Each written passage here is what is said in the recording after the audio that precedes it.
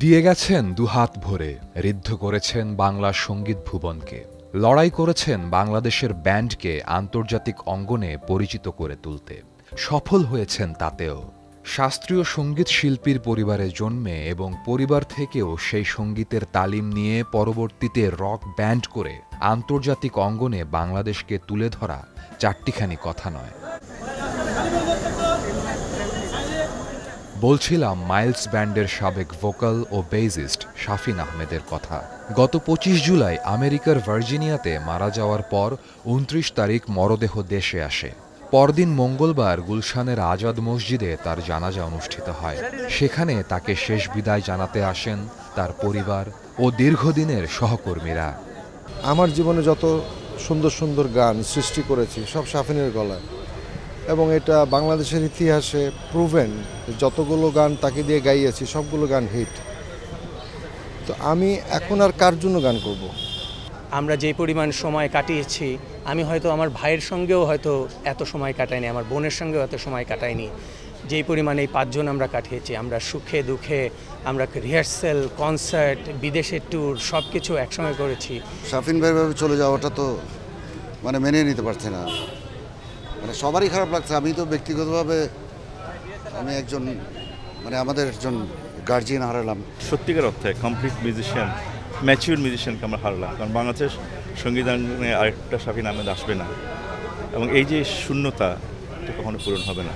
আমরা সবসময় যেটা মিস করে যাই সেটা হচ্ছে আমাদের কাছের মানুষ, আমাদের ভালোবাসার মানুষগুলোকে নিজে থেকে বলা যে আমি আপনাকে ভালোবাসি।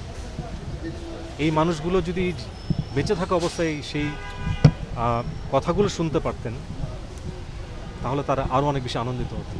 একজন শাফিন আহমেদের শূন্যতা আসলে কখনোই পূরণীয় না, যেমন একজন আয়ুব বাচ্চুর পূর্ণতা অপূরণীয়। এরকম আমাদের কিছু আমি দেখছি যে আমাদের সেই কোভিড পিরিয়ড থেকে, করোনা টাইম থেকে এই পর্যন্ত অনেক লেজেন্ড মানুষ চলে যাচ্ছে, যাদের এত তাড়াতাড়ি যাওয়ার কথা না। শাফিন ভাইয়ের আত্মার মাগফিরাত করা ছাড়া তো এখন আর কিছু করার নাই, শুধু দোয়া করতে পারি। আপনারা সবাই শাফিন ভাইয়ের জন্য দোয়া করেন। বাংলাদেশে এই লেভেলের সিঙ্গার, মিউজিশিয়ান এত সুরে এবং তার যে গানগুলো দেখবে, এগুলো আমি মনে করি যে আরও 100 ইয়ার্স মানুষ ভুলতে পারবে না। টপ টু বটম, মাথার হ্যাট থেকে শুরু করে পায়ের বুট পর্যন্ত কিভাবে একটা ব্যান্ডে একটা স্টাইলকে ধারণ করতে হয়, একটা আইকন হয়ে উঠতে হয়, সেটা একমাত্র শাফিন আহমেদ করে দেখিয়েছেন। তো আসলে শোক প্রকাশ করা ছাড়া তো বলার কিছু নাই। হ্যাঁ, মানে উনি ফ্যাশন আইকন, উনি বড় রকস্টার, ইন্টারন্যাশনালি মাইলস কি, এটা আসলে নতুন আপনাদের বা কাউকে বলার নতুন কোনো সাবজেক্ট না। মানে সম্মানটা যত ঠিকঠাক জাতীয় সম্মান জায়গায় তাকে দেয়া হয়। আমরা যারা 90-এর দশকে বড় হয়েছি, আমরা যারা গান করছি, রক মিউজিক করছি, আমাদের জন্য আসলে শাফিন আহমেদ একজন মানে আদর্শ।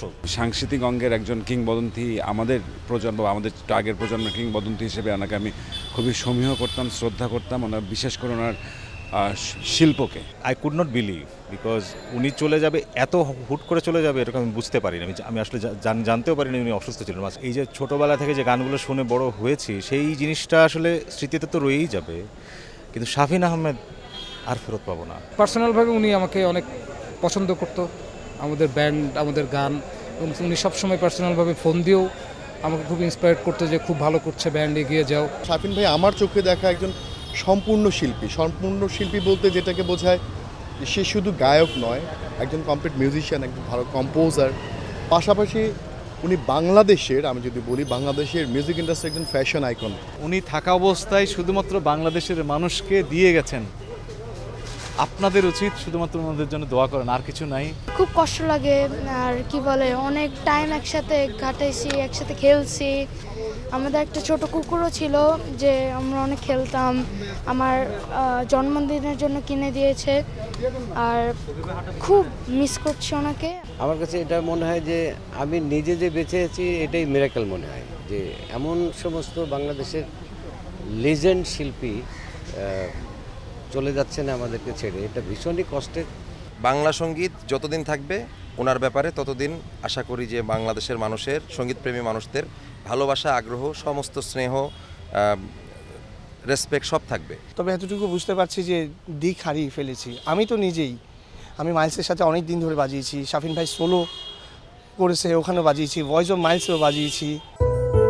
যুগে যুগে শাফিন আহমেদ একজনই আসেন, শুধু বাংলাদেশের ব্যান্ড ইন্ডাস্ট্রি নয়, সঙ্গীত ভুবনের এই অপূরণীয় ক্ষতি কখনোই পূরণ হবার নয়।